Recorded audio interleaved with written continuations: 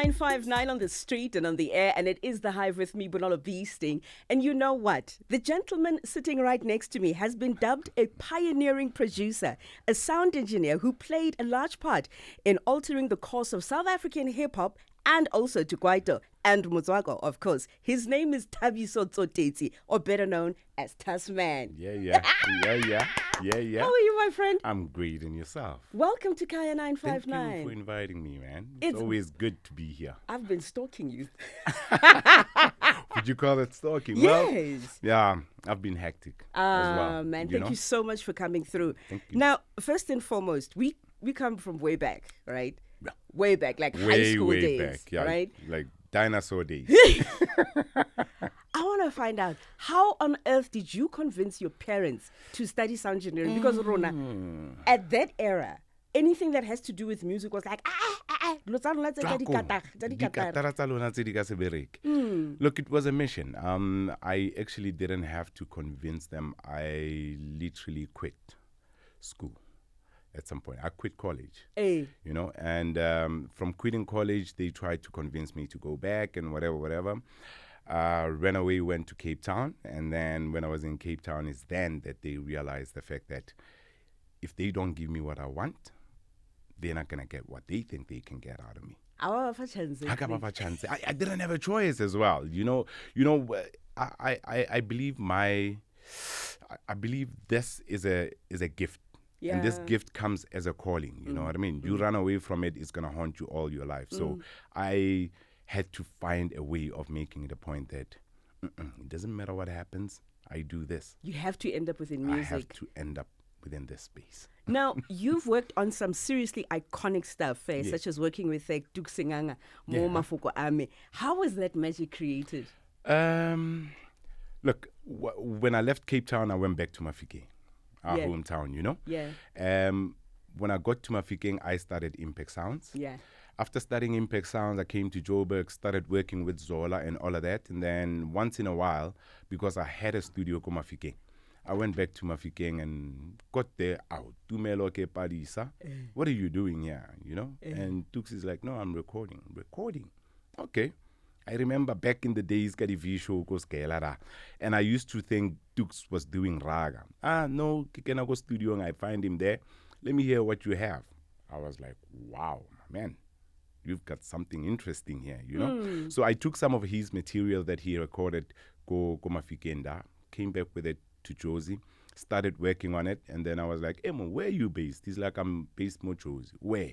I'm at Vets. Okay. Come through to the studio. He came through, he listened to the songs, he was blown away, and I was like, let's work. That's how it happened. Oh, wow, man. Now, you established Impact Sounds in 2003, as you said earlier on. 2002, actually. Dude, that's 21 years ago. Yes. Like, I mean, at that age, and here you are, you have your own recording label. Yes. Jang. I thought to myself, I'm not going to be an employee. I'm not going to be employed by anybody else but myself. Okay. When I quit college, I went to work for a bank. I worked for African Bank. Yes. And after working for African Bank, I realized a lot of things, that a lot of people are not financially wise, you know? And I thought to myself, if I find myself in a space where I'm signed by any record company, I'm going to be put in a corner of the unfinancially wise people. So it's better for me to be financially wise and make it a point that I work for a company that brings money to me. So I am the boss and the employee at the same time, meaning that I am an equal of the person I sign, yet I'm everybody's boss. You were in your 20s. Yes. Like. Wisdom is growing up with people who not necessarily just hang around with you for being a popular somebody, but hanging around with you and you feeding off of something from them, you know? Yeah, I think most of the people I grew up around were slightly older than I am, and I learned a lot. Yeah, at a Now, very young age. we were talking a bit earlier on about the fact that you were scoring Tsotsi, Yes. and you got to meet up with Steno Sarona, Presley Chonyakai. But how did you get into scoring of movies and television? I think the main thing here, if you can remember back in the days,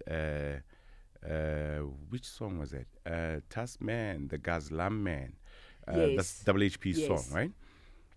Back then, when I started, when I was introduced to the mainstream game, I started scoring Gazlam right there and then. Yeah. So I started off with Gazlam, and that was my practice platform, because I met Brownman, who was the producer of Gazlam. Actually, Lance gave me an advance, right? I took all of that money and I went to buy new studio equipment so that I do not disturb the studio in Mafikeng, you know? After buying the studio equipment, I set it up and everything, and I started working. Called Lance, I was like, Lance, please come through and come listen to some stuff. He came there with Brownman, the producer of Gazlam. Yes. Brownman said, this is the kind of sound we want for Gazlam, you know? And that's how I was introduced to scoring movies and stuff. Do you think Motswako is dead? Motswako can never die. Yeah. Motswako can never die. It evolves. It moves from one shape to the other. Yeah. You know what I mean? I was with Alpha Cat the other day, and Alpha Cat is doing what we call Motswako Amapiano. So it's Amapiano Motswako kind of something.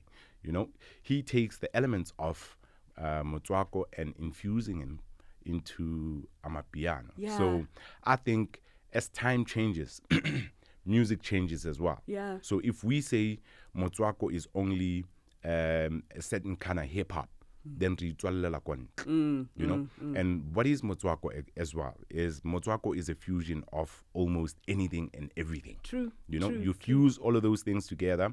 So Motswako can never, ever, ever die.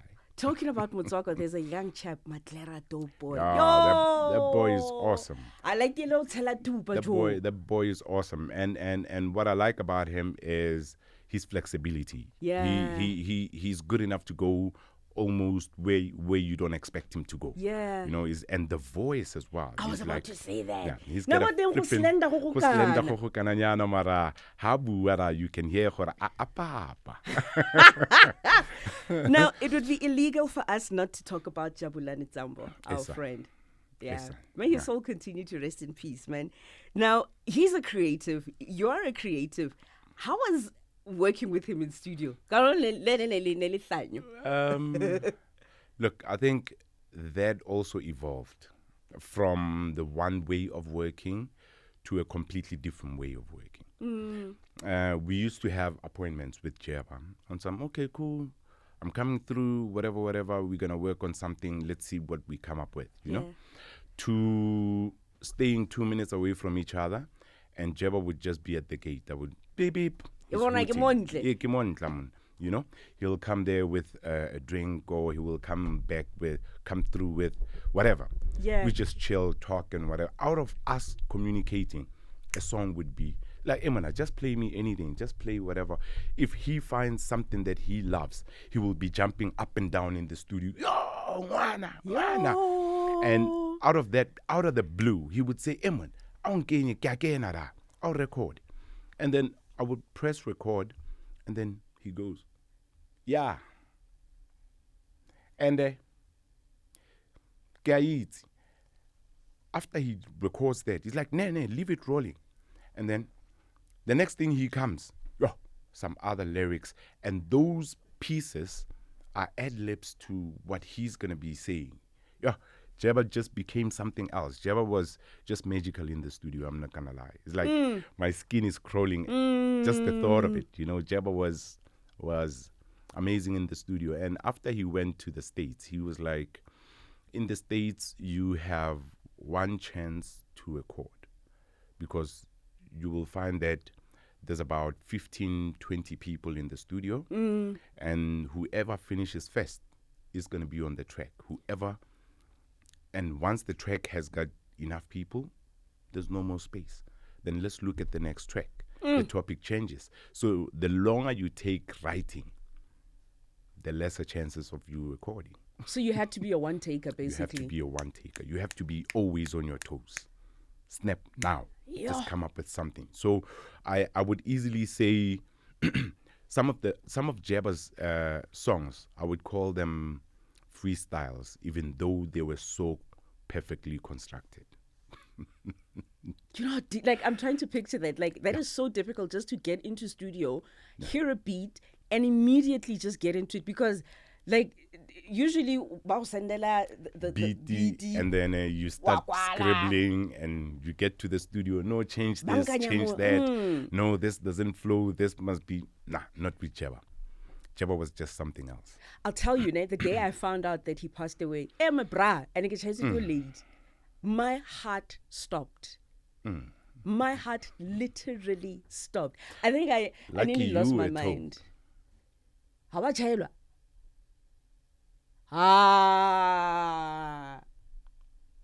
I'm the one who told everybody. I'm the one who found him.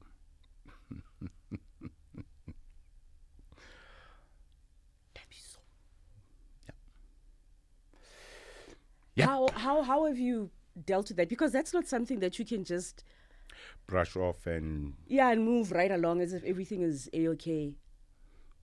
It can never be okay. It's still a sore thumb. Yeah. It can never be okay. There are certain things in life you choose to accept for what they are, or they're going to depress you and they're going to defeat you and they will destroy the living hell out of you. So for me, it was a matter of having to accept the fact that he's no longer. When I stopped producing music for some time. I stopped completely. Why? Because time and again, I would compose something, I would hear Jabba's voice right there and then, and everything just stops. I freeze. I got close to becoming an alcoholic. Sleep deprivation, accidents, it's like a whole lot of different things happened. It was a lot. And I had to find a way of coping with that and understanding bigger things besides the fact that a lot of people are saying this, saying that about what caused Jabba's passing. I had to understand and dwell deeper into that, also for my sanity. So at this point in time, I think I am back to being myself. Yeah. Welcome back, buddy. Yeah. Lastly, Thasman, what are you busy with? And of course, what can we expect from Impact Sounds and Thasman? Look, at this point in time, I'm working. There's a young boy called Arensu. Yes. Right, Rantu does hip hop. He's on Flippin' Point. He's on Flick, and there's another boy from Durban called Skananda. Yeah. He's got a deeper voice than me. He would be saying, "Hola, prataso." I'm thinking, you calling me pra papa with a voice that voice? You know what I mean? Yeah. So Ska is dropping his other single, I think, mid next month. The video is short, is already out. He's giving props to Zola. Oh. The song is called Godfather Galova. It's one of the dopest songs ever. One of the dopest songs ever. And Arensu just dropped a video now. He did a song called Find My Way with Soweto Gospel Choir. Ooh. I think now we are busy on the final stages of final mixing and mastering of the album. But you know what my next question is going to be, right? Like, really, it's not a question, it's a demand, leadership. Wow. Okay. Please, when those two artists, right, they have to come to the Hive for an interview, and of course for us to have a sneak peek into these songs. Most definitely. As soon as all of that is ready to be dropped, I will definitely make it a point that you find it first. Man. Thank you so much for coming through to studio right here on Kaya 959. Thank you for having me. And there you have it, the iconic Thasman from Impact Sounds, the CEO. Thank you very much. Been in the game for 21 years. Nope. Oh, longer. No. Been in the game for 25 years. Yeah, 1 you minus in the 4. Yay, 4 years is a lot. If you like one, I like less than 4 years. Abuang. Atabohang. For 25 years, ladies and gentlemen. Yep. You know, if I had my own awards, I would have loved to give you a legendary award, my friend. I already have one. Yay!